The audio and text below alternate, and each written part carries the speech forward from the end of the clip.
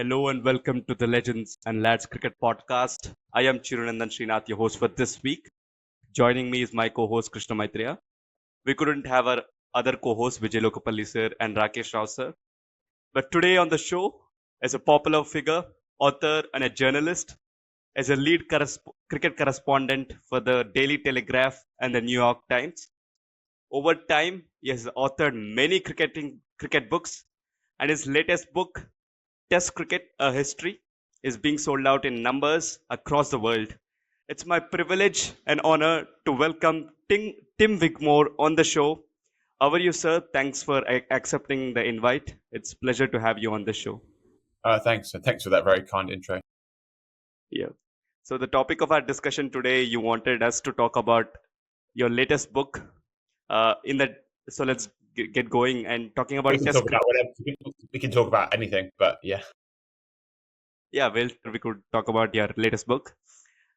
You described Test cricket as the most brutal game compared to other formats, and we just saw the World Test Championship final, South Africa winning, and today is the day Indian England series is underway. So yeah, talk about Test cricket as a whole.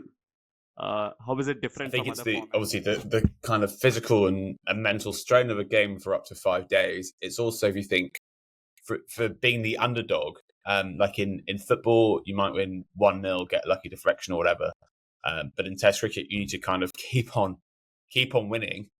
So you can be the better team for 3-4 days, and you have a collapse at the end, and it kind of all goes wrong for you. So you kind of you don't really get an undeserved Test win because you need to do so much right for so long, and then of course you have the conditions are varying throughout the game. The pitch, the ball, all these little things make a big difference. And we see many players in Test history. They do a huge amount, and then their teammates can't support them, and then they lose anyway. All their efforts are in vain. And I just think that, and also the nature of a series, right? Especially for a batsman, if you have one bowl, if you're facing a Boomer or someone, and they keep on getting you out, there is no escape. You have to play them again and again. Again, in football, something you might face Mo Salah as and it has an absolute nightmare. But then the following week you'll have someone else who's not as good. I think that's also very distinct to Test cricket, especially in those longer series where you might have a really great batsman, but it literally just cannot deal with one particular bowler, and that could basically ruin his series, even ruin his career. So, sir, your book points out that Test cricket is not just about cricket, but it also mirrors things like politics. It gets into them, the world politics. So, can you pick out like any instance, for example, like Basil de Oliveira or Frank Worrell? Any of these instances? Do you feel like when the Test cricket and world politics intersected, was it a changing moment for cricket itself? Yeah, I mean, you've picked out two great examples there. So with Frank Worrell in 1960, he becomes the first full-time black captain of West Indies, because George Headley's done it for a one-off in 1948, but Worrell's the first black captain to have tenure and be full-time. And there's a real campaign for this throughout the whole region. And it is seen actually as a kind of important step on the way to independence in the Caribbean. Actually, a lot of islands then become independent in over the 60s. And there is there's a much broader significance than just cricket to his appointment, especially as he does so well. He leads West Indies to be really the best team in the world in the early 60s. And so that really does transcend cricket, which is why C.L.R. James, who was a great campaigner for independence for Caribbean islands, he actually was so invested in Worrell becoming captain of West Indies because he really saw that importance. And then with apartheid, Basil de Oliveira in 1968, he scores.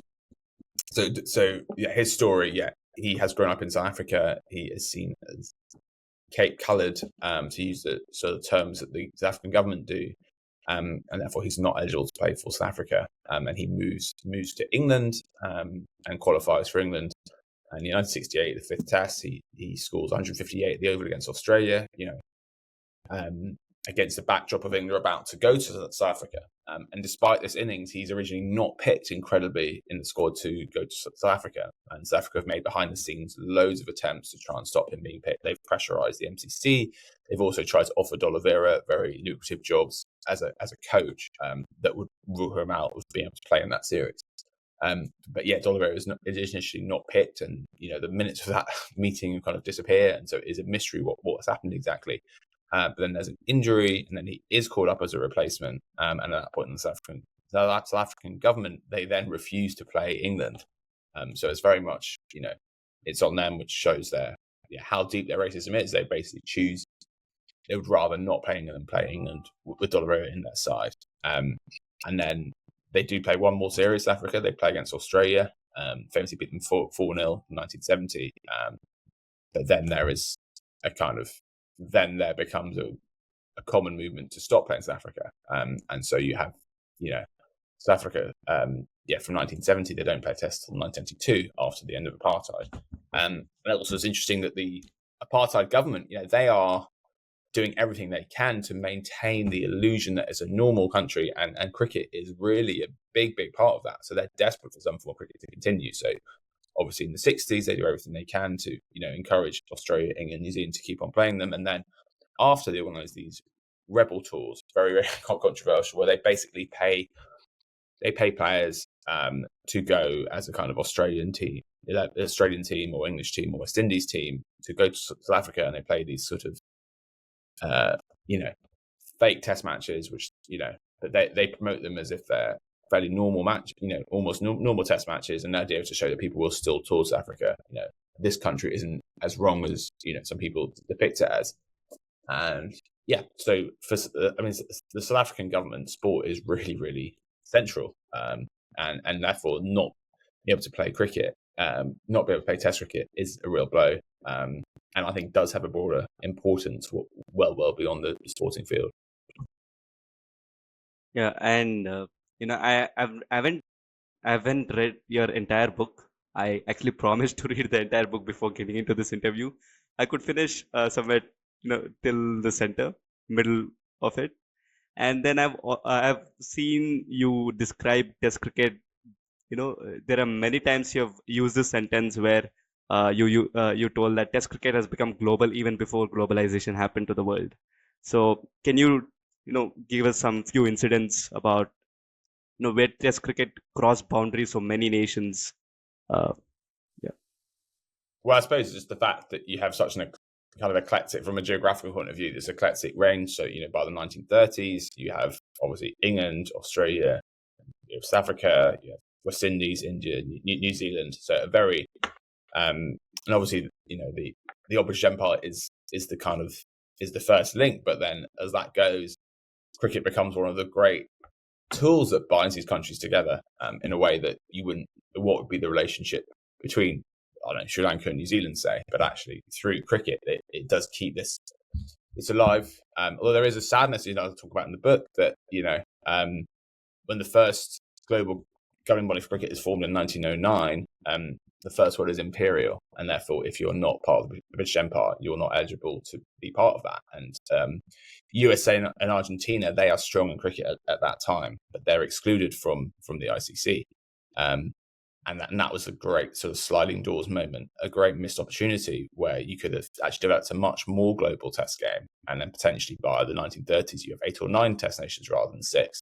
And then the whole landscape develops in a different way. And we probably don't get a sport that's run so much by England and Australia for so long. So those two countries have a veto until 1993. And so, I think had USA and Argentina joined, you would get a more open sport. And the history of Test cricket in some ways is the history of missed opportunities to grow this game further, because the kind of administrators with the real power, they've often been more interested in excluding new countries than welcoming new ones. So, in your book, you mentioned about how the Test cricket is, evolving and changing with the modern cricket, like T20 or ODIs that are coming into play. So, do you think, like, because of the T20s and ODIs, the batting techniques have changed? Like, Nowadays we don't see all the batsmen playing the classical shots. They even incorporate like dill scoop or reverse sweep, those kind of shots. And it's baseball is a new thing now for England Test cricket. So all these things, do you think play a like impact? How Test cricket is being perceived now. It's different compared to how it was like 50 years ago. So talk about this. So I think one day cricket first has a really big impact in the 1990s. I think if you talk, looking at that Australian team, it's Steve Watt, Adam Gilchrist, and so on. They were very influenced by the impact of by one day cricket. Even their running between the wickets becomes much more aggressive and intense, just like you see in the 50-over game. And they're actually incorporating lots of tactics from that. And actually, just before then, the Sri Lankan team in the mid-late 90s, they were very influenced by one-day cricket. Of course, they won the World Cup in 1996. And they score for a few years after. They score quicker than anyone else in the world. And there's a very famous test at the Oval in 1998 where England get 4-4-5 and Sri Lanka, they basically bat for the same amount of time in their first innings, but they get a lead of 150 because they're scoring so much faster. And England are like, oh, we scored 4-for-5. There's no way we can lose. And actually, they get hammered. And that just, so you are getting influence then. And when I talk with Adam Gilchrist, he says one day cricket and Sri Lanka, he says that was actually two of the big influences on his method in the Australian side more broadly. So that's the first kind of big impact. And I think then the England team, sort of basketball from 2022, I think what you have there importing their techniques again from one day cricket, because at that point, well, that was back when England were still good at one day cricket before a recent dip. But in the World Cup of 2019 and the team around that, England basically masters of cruising speed, which is in the middle overs, scoring at a runner ball without taking a lot of risks. So finding a way to score very, very quickly without taking risks. And so what you see in basketball is a way to try and replicate those methods in Test cricket, I think. And so that has opened up. We have seen a big leap in scoring from England. So it has been, England have scored faster, over 30 odd tests than anyone else in history by like almost a run and over, like a huge leap. So England is what England are doing is very different to what's happened before. And in terms of shots, it is interesting because looking at the history, I found Leary Constantine, he played a ramp in the 1930s at Lord's, for example. So these shots are not as new as sometimes people think, but I think the difference is now they're played so much more. Their practice, it's not just like the odd kind of very odd player with a lot of flair who does these shots. These are common shots now, and they're just built in. And we're getting to a point where if you get out playing a reverse sweep or something, that's just like, okay, you got out, but that's a valid way to get out because it's a valid way to score runs. And then before there was this sort of taboo, oh wow, he's done that kind of thing. And so it's coming to be seen as a normal way to score runs. Of course, what that is doing, that's sort of changing the geography of the field. It's opening up more areas of the field. So it makes things more difficult for bowlers. But then all that said, we are actually, as the World Test Championship showed it, at points, we're actually in a golden age of bowling, especially of fast bowling in Test cricket at the moment. So bowlers have been brilliant in the last few years. I think the wobble seam's had a huge impact in terms of the ball on the wobble seam. You can be very consistent, very accurate. You don't need to bowl as full as when you swing the ball, which therefore can lend itself to being driven. So bowling the wobble seam, you're very, very accurate. You can, get nip either way. So it's very, very difficult to play. And that is actually the ball, with Rabada and Cummins at Lords, who both bowl brilliantly. The wobble seam is really there. The method they use again and again. Actually, when I did an interview with Cummins for the book, he talks about how he tries to bowl wobble seam basically 100% of the time. And interestingly, when he growing up, he swung the ball a lot. And actually, in his very first Test match, he got 6 for against South Africa as 18-year-old, and he was bowling hooping in swing. And now he doesn't really try to swing the ball. And that's so wobble seam, in the history of Test cricket is a very significant change.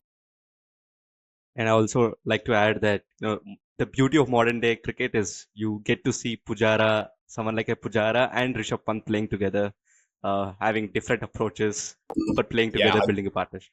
I genuinely that's one of my favorite. The favorite pairings that I've seen in Test cricket is Pant and Pujara, because actually you have two guys who have both been criticised for their tempo, just in different ways, and both have a huge amount of kind of self-belief of stubbornness to stick to their method. And actually, when they're batting together, it was a lovely pairing. And of course, you also have a right-hander and a left-hander, so it's works in lots of different ways. I remember in India's great win in Australia 2021, when they were batting together, people said, you've got Pujara batting for a draw at one end and Pant batting for the win at the other. And it was a lovely, lovely pairing, and probably very difficult for bowling sides because they have to adjust their, not only the classic left-right thing, but their whole approaches and, how they're trying to get wickets and everything. So it must be a real challenge. I think, that is one of the kind of joys of Test cricket, the fact it takes all sorts, and you get such a range of players or personalities.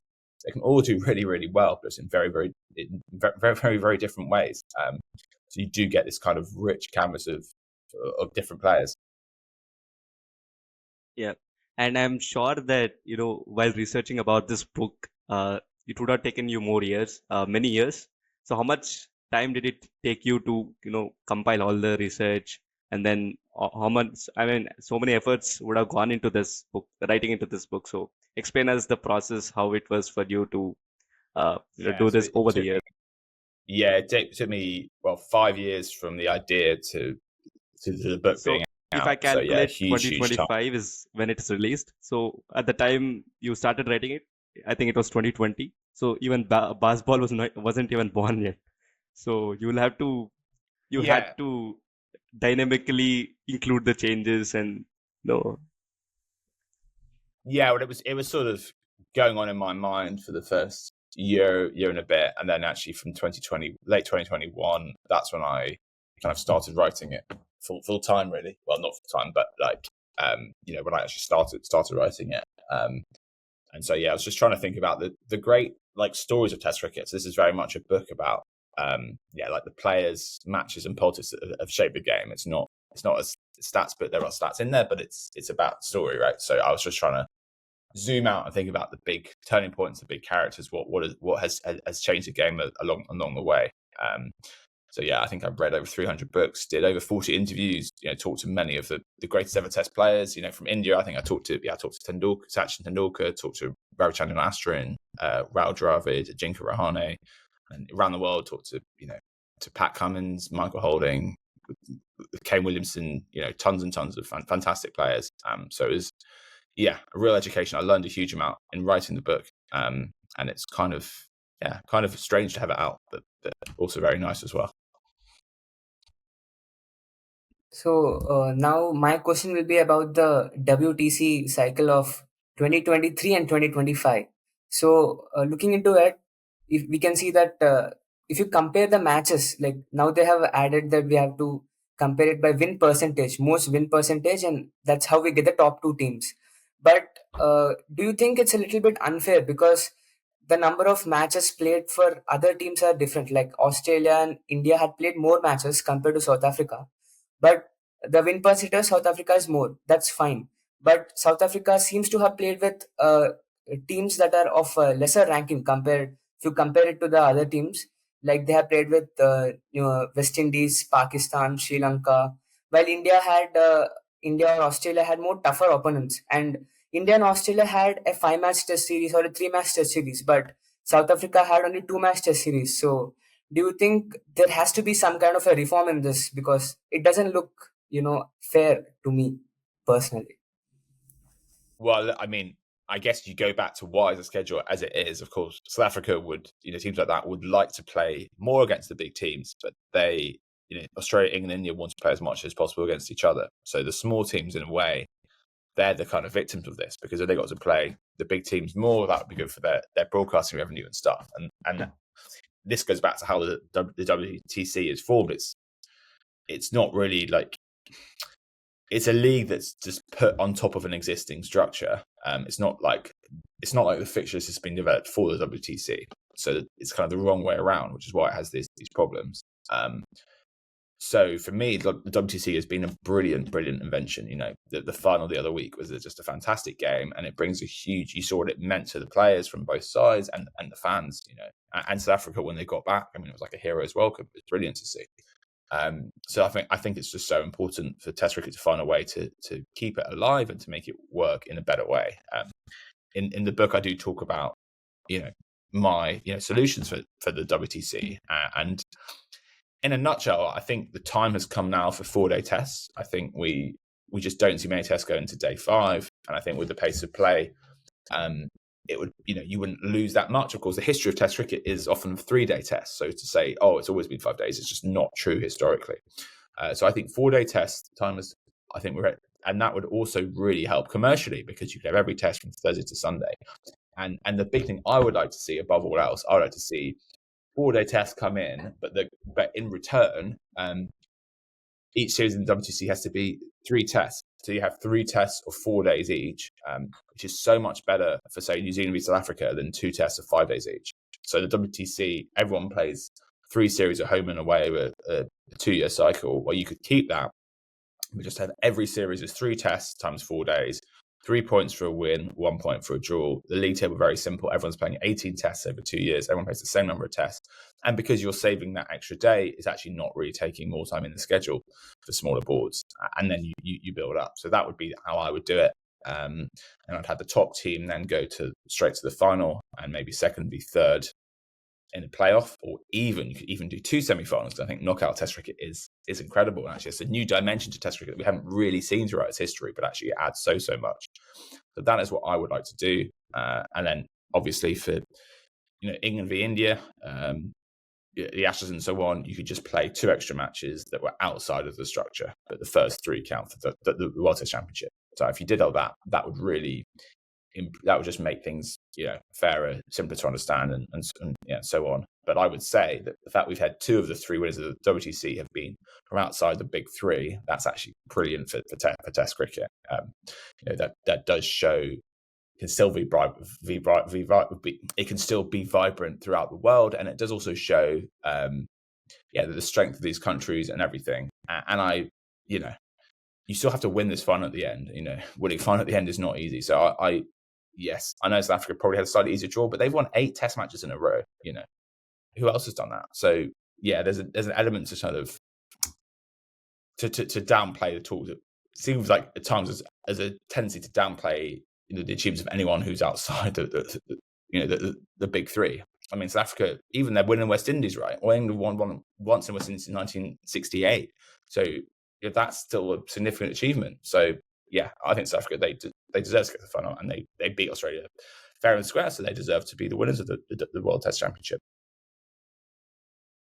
Yeah, and we all know that the main motive of the World Test Championship final coming in was to promote Test cricket, to promote the traditional form of the game, and modern kids.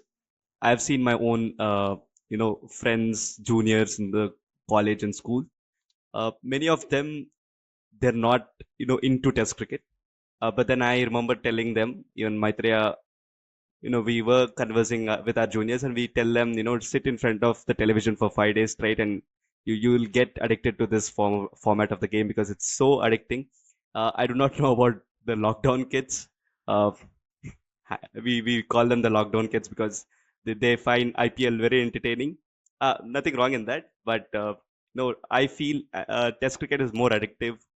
You sit down for sometime I feel that the ground is holding you for the entire session to see the entire 30 overs, and then come back for another session. Yeah, the schedule of a student or a working professional, it might not get into their schedule well, but Test cricket is Test cricket after all. So yeah, you have in your book you have interviewed many cricketers from Sachin Tendulkar to modern day greats like Pat Cummins. So talk about their players' perspectives and also the fans' perspective into this Test cricket as a game. How it has evolutionized, maybe the audience size or the way people look at Test cricket now. Yeah, I think talking to so many of the players in the history of Test cricket, you do really get a sense of their kind of pride and their sense of being part of a bigger story than just them. Their sense of being part of this thing that has endured. You remember, go back to 1877. So they do think of themselves as part of a bigger story, which I think is actually why I was able to talk to so many of them, which is obviously fantastic. And getting a sense of how hard to win a Test match, like the Test series, is. I mean, that is part of Test cricket. What makes Test cricket unique, and actually should be, kind of at the core of how it's promoted going forward. The idea of just how difficult it is, and also the kind of epic quality to it. You have a 5-match series, for example, and that's like a box set, and there'll be twists and turns and everything. And of course, most fans are not going to be able to watch every ball because modern life gets in the way. But in a way, modern life's always got in the way, which is why, even before World War One, people were worrying about the future of Test cricket, right? And it has endured for a reason, which is not to say we should be complacent about the future. I think I've outlined some changes I'd like to see, and of course, also sharing out money better is another crucial one, because it has to be in people's economic interest to play Test cricket if they're from smaller countries. But I think there is a sense that there's a kind of connection between if you play Test cricket now and the whole history of the game. And I think players really are drawn to that. And I think fans as well, they can get a sense. We've got India playing in England now, actually, the sense of how many great Indian teams have come before and not won in England. That probably adds to the expectation, and certainly the sense of the challenge. I remember, obviously, when India won in Australia in 2018-19, were the first ever Asian team to win in Australia. Well, the history of all those struggles actually elevated that achievement, right? So this history is something that can use more. But I think, as I said, the WTC, much more can be done to promote that and elevate that. And that will help to give a sense of this, everything being part of a coherent whole. And actually, you might be able to get what you get in the IPL, Premier League football, where actually, England or India fans might follow a New Zealand, South Africa Test match because they need New Zealand to win or whatever to help their own pass to the final. So you actually create more of an overarching narrative, a sense of you should be, other games still impact your team. And occasionally we've had this, often on Boxing Day, we get 3 tests at the same time. And actually it can be brilliant, and almost like the narrative from one can almost feed into the other. So I think that's something I'd like to see more. And if you had windows, you had even 3 windows a year of 3 weeks where you just have test matches, you have no franchise cricket, you almost have a festival of test cricket 3 times a year with lots of games happening around the world. Actually, that could be fantastic for the test game. In your book, on the in the Indian chapter, you mentioned about the Maidans of Mumbai. So how this grassroots shapes the identity of a country, the test identity. But can you give a contrast, to the elite schools of England, the grassroots of India and England? Both are very completely different, like the Maidans of Mumbai, the gully cricket, compared to the elite schools in England. So draw the contrast and tell us how it's different, but yet it's the same. Oh, a very interesting question. So I guess, throughout history or throughout cricket, as I show in the book, nature is more important for bowlers. So if you have the raw talent, you can almost merge from anywhere. Whereas with batsmen, nurture is more important. So your upbringing, facilities, who can bowl at you, just having enough time to practice, that's more important for batters. Which is why, in general, players who are batsmen tend to be from like kind of more advanced backgrounds than bowlers. Also, this goes back to 19th century. We had this divide between amateurs and professionals, and basically, it's more fun to be a batter because bowling is too much like hard work, basically. So you do get these, and then you get these environments that develop. So in England, England is the kind of lots of things going on. So in the South, you do get a lot of players who come from private schools who play on these. Often their schools had incredible facilities, and the pitches are unbelievably good for batting. Like, players say they're better for batting than county wickets and stuff. So they lend themselves to cover drives and true scoring, and you can trust the bounds and so on.